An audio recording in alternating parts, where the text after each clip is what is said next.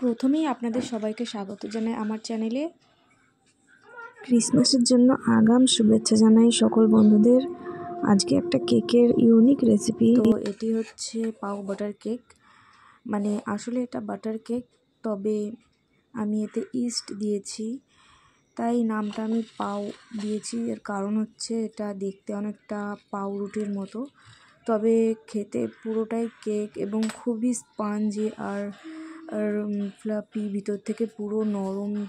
আর কি বলবো, যদি বাড়িতে ট্রাই না করেন তাহলে বুঝতে পারবেন না, কিন্তু দেখে হয়তো বুঝতেই পারছেন কতটা ক্রিমি লাগছে। তো এই কেকটা বানাতে হলে প্রথমে আমরা 300 গ্রাম চিনি নিয়ে নেব। চিনি যতটা পরিমাণে নেব তার থেকে ময়দা কম নেব, অর্থাৎ যদি 300 গ্রাম চিনি নিই তো 250 গ্রাম ময়দা নিয়ে নেব।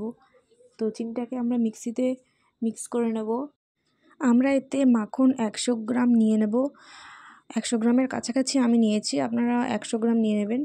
আর যদি 100 গ্রাম মাখন যদি ব্যবহার করেন তাহলে এতে সাদা তেল দেওয়ার কোনো প্রয়োজন নেই। আমি একটু কম ব্যবহার করেছি এতে মাখন, তাই আমি মিক্সটা করার সময় এতে সাদা তেল 2 থেকে 3 চামচ দিয়ে দেবো। তো মিক্সিতে আমি 2টো ডিম, মাখন আর রিফাইন অয়েল 3 চামচ দিয়ে এটাকে পুরো মিক্স করে নিয়েছি। যদি বাটারের পরিমাণ 100 গ্রাম থাকে তাহলে আপনাদের রিফাইন অয়েল দেওয়ার কোনো প্রয়োজন নেই, এটা অপশনাল। তো এবার এটাকে পুরো মিক্স করে নেব। আমাদের এটা মিক্স করা হয়ে গেছে। এবার এতে আমরা পাউডার সুগার দিয়ে দেব, মানে যে চিনির গুঁড়োটা আমরা করেছিলাম সেটা এর মধ্যে দিয়ে দেব। দিয়ে এটা ভালো করে মিক্স করব আবার। তো চিনিটা মিক্স করার পরে ব্যাটারটা ঠিক এরকম হবে। তো এবার এর মধ্যে আমরা ময়দা দিয়ে দেব।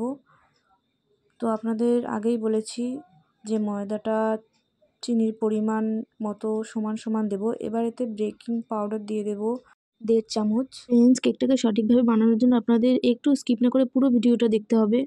এবার অল্প অল্প করে দুধ আমরা জ্বালিয়ে রেখেছিলাম আগে থেকে 250 গ্রাম। তো সেই 250 গ্রাম দুধ অল্প অল্প করে দিয়ে ব্যাটারটাকে বানিয়ে ফেলবো। এবার এতে ভ্যানিলা এসেন্স দিয়ে দিয়েছি 4 থেকে 5 ফোঁটা, দিয়ে এটাকে ভালো করে মিক্স করে দেব।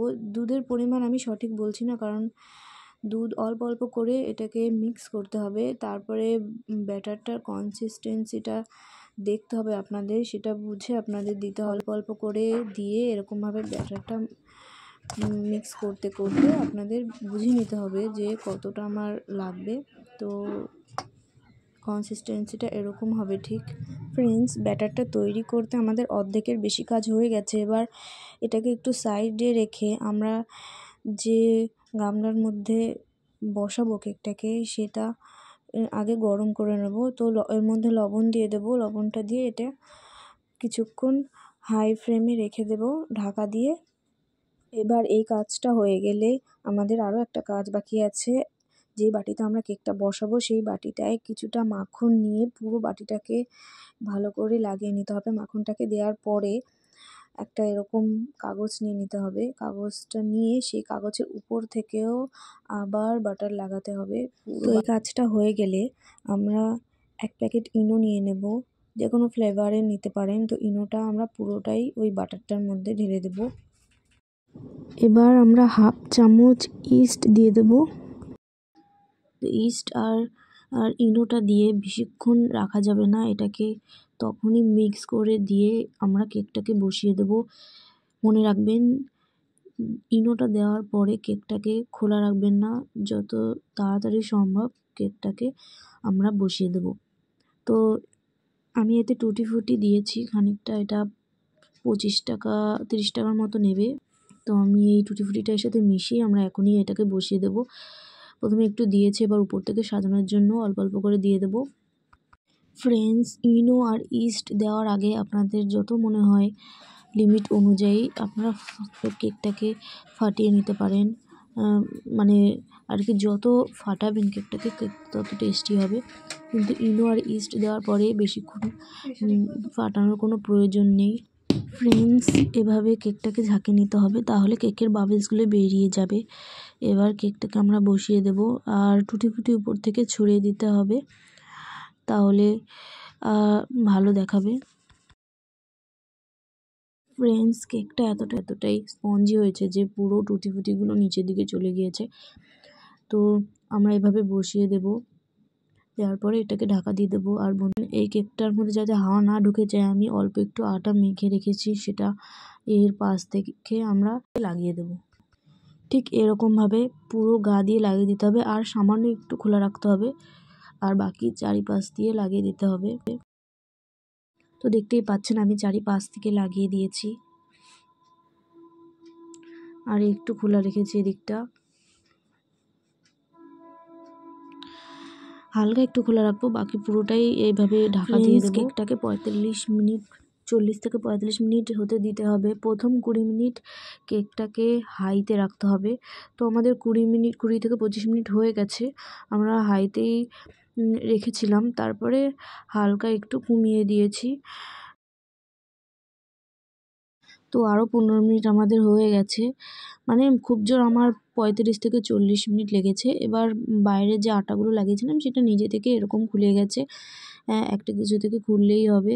দেখুন খুব হালকাভাবে এগুলো খুলে যায়। তো কেকটা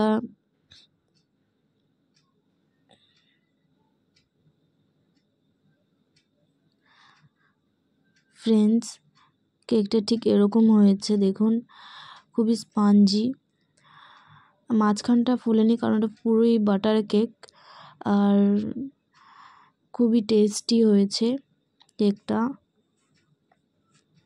ফ্রেন্ডস, একটা চামচ দিয়ে আমরা মাঝখানটায় দেখে নেব যে কাঁটা চামচ দিয়ে যে হয়েছে কি না।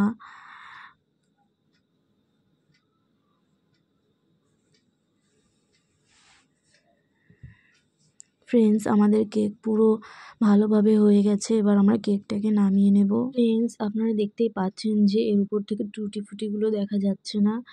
তো আমি তো প্রথমে দিয়েছিলাম বলে দেখা যাচ্ছিল না। তো আপনারা যখন বানাবেন তখন যখন গ্যাসে বসাবেন তখন উপর থেকে ছড়িয়ে দেবেন, তাহলে তো দেখা যাবে। দেখুন টুটি ফুটিগুলো পুরো নিচে চলে এসেছে। যখন আমি কেকটাকে কেক থেকে কেকের যে বলসগুলো বার করার জন্য যখন কেকটাকে আমি ঝাঁকালাম, মানে একটু নিচের দিকে করার জন্য বাবলসগুলোকে ঝাঁকালাম বলে টুটি ফুটিগুলোও নিচের দিকে চলে গেছে। তো যখন আপনারা বসাবেন কেকটাকে তখন উপর থেকে ছড়িয়ে দেবেন, আগে কেকটাকে ঝাঁকিয়ে নিয়ে বাবলসগুলোকে বের করে নিয়ে। তো কেকটা খুবই স্পঞ্জি, যাই হোক স্পঞ্জি আর খুবই ফ্লাফি, দেখুন খাওয়ার সাথে সাথে মুখের সাথে মিলিয়ে যায়, এতটাই টেস্টি হয়েছে।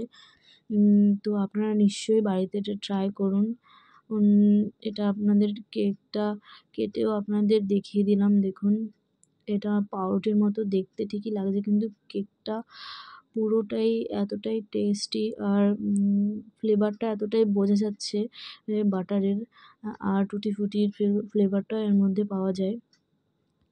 তো আপনারা নিশ্চয়ই বাড়িতে ট্রাই করুন, দেখুন নিশ্চয়ই আপনাদের ভালো লাগবে। ভিডিওটা ভালো লেগে থাকলে বন্ধুরা চ্যানেলটিকে নিশ্চয়ই সাবস্ক্রাইব আর একটা লাইক করুন। লাইক করলে আমাদেরও নিশ্চয়ই ভিডিও বানানোর আগ্রহটা বাড়বে। আর ভিডিওটা দেখে আপনাদের কেমন লেগেছে কমেন্ট করে জানান। তো কেকটা মাঝখান থেকে কেটেও আপনাদের দেখিয়ে দিলাম যে কীরকম হয়েছে। কেকটা খুবই ফ্লাফি, তো বাড়িতে নিশ্চয়ই ট্রাই করুন।